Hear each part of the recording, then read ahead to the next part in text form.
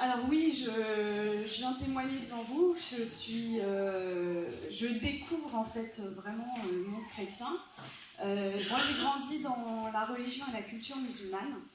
Et en fait, il y a un mois, on m'a annoncé une suspicion de cancer des 2 ovaires qui m'a vraiment abattue. Et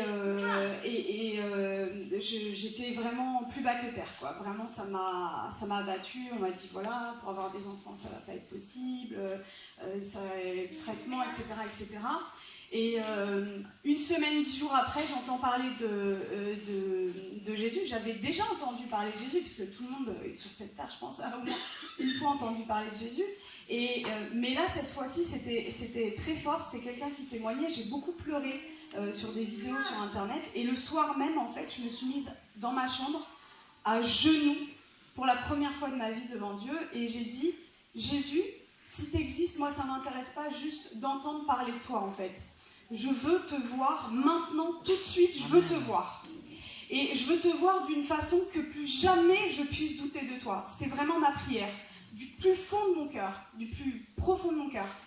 Et il est venu en fait. Il est venu et en fait, si vous voulez, dans ses yeux sont pas comme les nôtres, c'est-à-dire qu'il y a tous les univers à l'intérieur.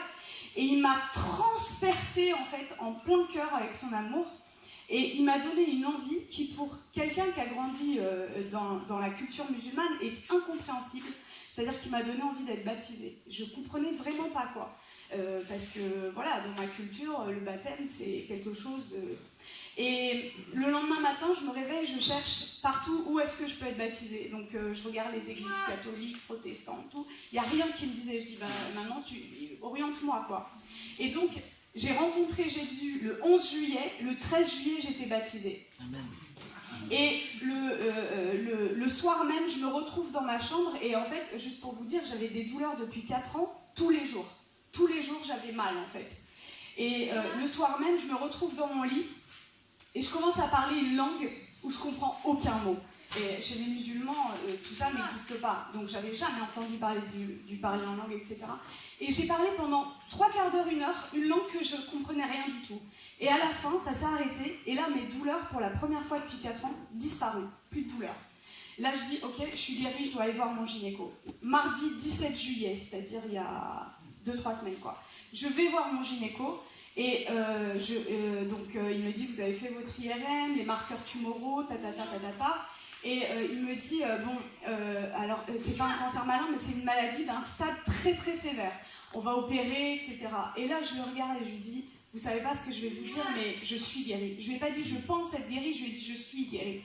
Et il a rigolé un petit peu, il m'a dit bon, parce que le déni de la maladie existe en médecine, quoi, chez beaucoup de monde. Et il m'a dit bon bah allez, on va faire l'examen. Et donc mardi 17 juillet, il me fait l'examen, il n'y avait plus rien en fait. Et sur mon ovaire droit, il y avait 2 images. Donc il arrive sur l'ovaire droit avec la sonde et il me dit, ah, il y a 2 images. Et il me dit, ah mais attendez, ce sont les follicules de maturation. Les follicules de maturation dans les ovaires, c'est ce qui donne les ovules en fait, pour la reproduction. Et moi, j'en avais plus. Et là, il retire la sonde, il me dit, allez, vous allez m'expliquer ce qui s'est passé. Je lui raconte que j'ai rencontré Jésus, etc. Et il me dit, bon écoutez, parce que je suis médecin juste à côté de chez lui, dans le cabinet, il me dit, bon moi je vous crois parce que je suis juif, mais gardez ça pour vous. Et j'ai rigolé, je lui ai dit, je veux que le monde entier sache que Jésus est vivant. Je veux que le monde entier sache. Et comme disait André, je suis médecin psychiatre et addictologue, donc je m'occupe des gens qui vont pas bien, quoi. Et ma pratique, en fait, c'est pas qu'elle a changé, elle a été bouleversée au cabinet, et en fait il se passe des délivrances, des guérisons mais incroyables. C'est-à-dire qu'avant je pratiquais mon métier, je consolais les gens, je prescrivais des traitements, etc. et je renie pas du tout, j'ai fait 13 ans d'études, je renie pas du tout ça, mais aujourd'hui j'ai une clé en fait, et je vois des délivrances mais j'aurais même pas pensé possible en fait. Le Seigneur, en fait, à la fin de mes études, moi j'ai dit, je veux plus travailler à l'hôpital, c'est cabinet seulement. Et le Seigneur, là, depuis que j'ai été baptisée, m'a ramenée à l'hôpital, et je vais juste vous raconter, parce qu'en fait, c'est ce que je voudrais vraiment, mon message, c'est que la vie chrétienne, c'est des miracles et des prodiges de Dieu tous les jours en fait. C'est ça la vie chrétienne normale et c'est ce que vous devriez tous vivre. Et si moi, avec ma famille, voilà, et ils sont musulmans, c'est pas facile, mais si moi, en tant que médecin, en tant que musulmane, je prends le risque de parler de Jésus au moins 20, 30 fois dans la journée à des gens que je connais pas dans la rue, je vous encourage vraiment à le faire. Parce que c'est comme ça que le feu de Dieu augmente en fait en vous.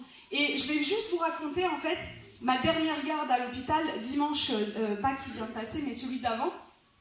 Les infirmiers, ils n'y croyaient pas en fait. C'est-à-dire qu'on a passé une nuit blanche et il y a eu miracle sur miracle, sur miracle, sur miracle. Et je vous raconte juste un des cas, parce qu'il faut bien que je choisisse. Une jeune femme, 2e année de droit, qui arrive amenée par ses parents en fait, mutique. Ça fait une semaine, elle n'a pas dit un mot, mutisme.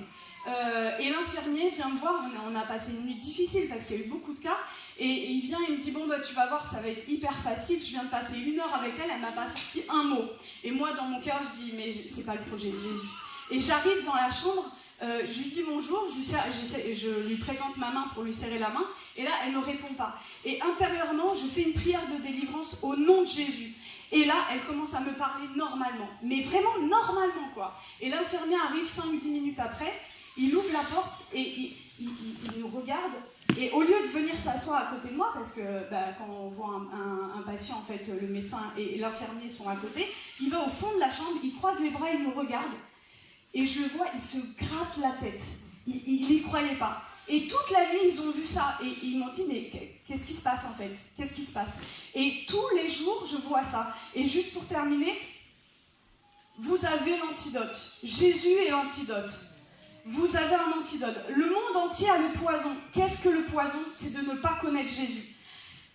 Ne gardez pas votre antidote pour vous. Partagez-le. C'est limite, je vais utiliser un terme médical, non-assistance à personne en danger.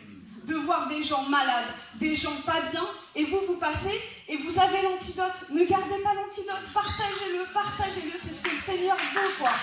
Voilà. Merci.